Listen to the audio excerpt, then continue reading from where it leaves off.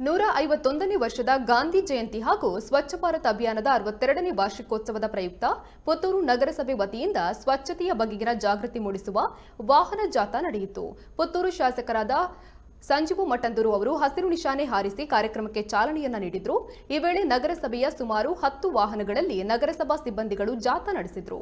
ಈ ಕಾರ್ಯಕ್ರಮದಲ್ಲಿ ಸಹಾಯಕ ಆಯುಕ್ತರಾದ ಯತೀಶ್ ಉಳ್ಳಾಲ್, ಸ್ಥಾಯಿ ಸಮಿತಿ ಅಧ್ಯಕ್ಷರಾದ ರಾಧಾಕೃಷ್ಣ ಆಳ್ವ, ನಗರಸಭಾ ಪೌರಾಯುಕ್ತೆ ರೂಪಾ ಶೆಟ್ಟಿ, ನಗರಸಭೆ ಸದಸ್ಯರಾದ ಗೌರಿ ಬನ್ನೂರು, ಶುಭಾ ಪರ್ಲಡ್ಕ ಮತ್ತಿತರರು ಉಪಸ್ಥಿತರಿದ್ದರು.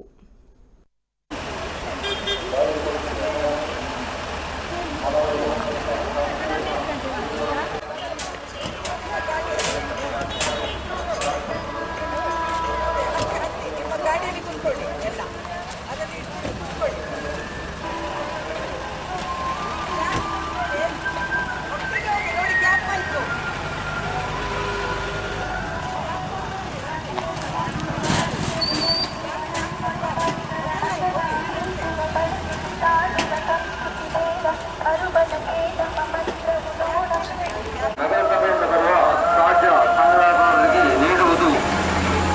ನೀಡುವುದರ ಮೂಲಕ ಸ್ವಚ್ಛ ಪುತ್ತೂರು ನಿರ್ಮಾಣಕ್ಕೆ ನಗರಸಭೆಯೊಂದಿಗೆ ಸಹಕರಿಸಬೇಕಾಗಿ ವಿನಂತಿ.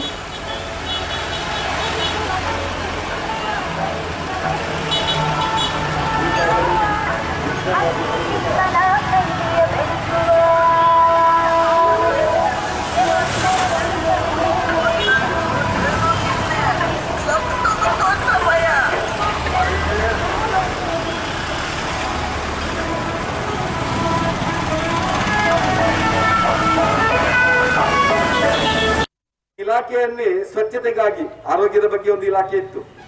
ಆದರೆ ಸ್ವಚ್ಛತೆಯ ಬಗ್ಗೆ ಭಾರತ ಸರ್ಕಾರ ವಿಶೇಷ ಕಾಳಜಿ ವಹಿಸಿ ಈ ದೇಶದ ಪ್ರಧಾನಿ ನರೇಂದ್ರ ಮೋದಿ ಅವರು ಸ್ವಚ್ಛ ಭಾರತ್ ಮಿಷನ್ ಅನ್ನು ತಂದು ಅದರ ಮುಖಾಂತರ ಇವತ್ತು ಗ್ರಾಮ ಪಂಚಾಯತ್ ಇರ್ಬೋದು, ಪಟ್ಟಣ ಪಂಚಾಯತ್ ಇರ್ಬೋದು, ಎಲ್ಲ ಕಡೆ ಆ ಒಂದು ಅನುದಾನವನ್ನು ಕೊಟ್ಟು ಆ ಜನರ ಆರೋಗ್ಯವನ್ನು ಕಾಪಾಡುವಂತ ದೃಷ್ಟಿಯಿಂದ ಒಂದಷ್ಟು ಕಾರ್ಯಕ್ರಮಗಳನ್ನು ಹಾಕಿಕೊಂಡಿದೆ. ಅದರ ಜೊತೆಯಲ್ಲಿ ಗಾಂಧಿ ಜಯಂತಿಯಂದು ಸ್ಥಳೀಯ ಆಡಳಿತ ಸಮಸ್ಯೆಗಳಿಗೆ ಗಾಂಧಿ ಪುರಸ್ಕಾರವನ್ನು ಕೂಡ ಕೊಡುವಂತ ಸಂಗತಿಯನ್ನು ಮಾಡಿದೆ. ಗಾಂಧೀಜಿಯವರ ಉದ್ದೇಶ ಇತ್ತು ಸ್ವಚ್ಛತೆ, ಸರಳತೆ, ಆ ಒಂದು ಸ್ವಾಭಿಮಾನಿ ಭಾರತ, ಅದೇ ರೀತಿ ಖಾದಿ ತೊಡಬೇಕು ಎನ್ನುವಂತ ಉದ್ದೇಶವನ್ನು ಇಟ್ಟುಕೊಂಡು ಅವರು ಈ ದೇಶದ ಜನರಿಗೆ ತಮ್ಮದೇ ಆದಂತಹ ಸಂದೇಶವನ್ನು ಕೊಡುವಂತ ಸಂಗತಿಯನ್ನು ಮಾಡಿದರು. ಅದರಲ್ಲಿ ವಿಶೇಷವಾಗಿ ಸ್ವಚ್ಛತೆ ಬಗ್ಗೆ ನಾವು ಅವರ ಕನ್ನಡಕವನ್ನು ಒಂದು ಸಿಂಬಲ್ ಆಗಿ ಇಟ್ಟುಕೊಂಡಿದ್ದೇವೆ.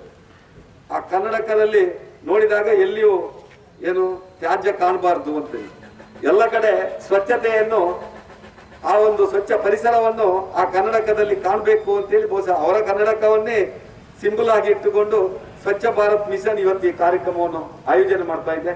ಆ ಮುಖಾಂತರ ಗಾಂಧೀಜಿಯವರು ಕಂಡಂತ ಗ್ರಾಮ ಸ್ವರಾಜ್ಯದ ರಾಮರಾಜ್ಯ ಆಗ್ಬೇಕು, ಎಲ್ಲರೂ ಸ್ವಾಭಿಮಾನಿಗಳಾಗಬೇಕು, ಎಲ್ಲರೂ ಈ ದೇಶದ ವಿಚಾರಕ್ಕೆ ಒತ್ತು ಕೊಟ್ಟು ಬಹುಶಃ ಮುಂದಿನ ದಿನಗಳಲ್ಲಿ ಈ ದೇಶದ ಪ್ರಧಾನಿಯವರ ಆತ್ಮನಿರ್ಭರ ಭಾರತ ಏನಿದೆ, ಸ್ವಾಭಿಮಾನಿ ಸ್ವಾವಲಂಬಿ ಭಾರತ, ಆ ದಿಸೆಯಲ್ಲಿ ನಾವೆಲ್ಲ ಸಾಗಬೇಕು ಅಂತೇಳಿ ಇವತ್ತು ಗಾಂಧಿ ಜಯಂತಿಯ ದಿನ ನಾವೆಲ್ಲ ಪ್ರತಿಜ್ಞೆಯನ್ನು ಸ್ವೀಕಾರ ಮಾಡೋಣ.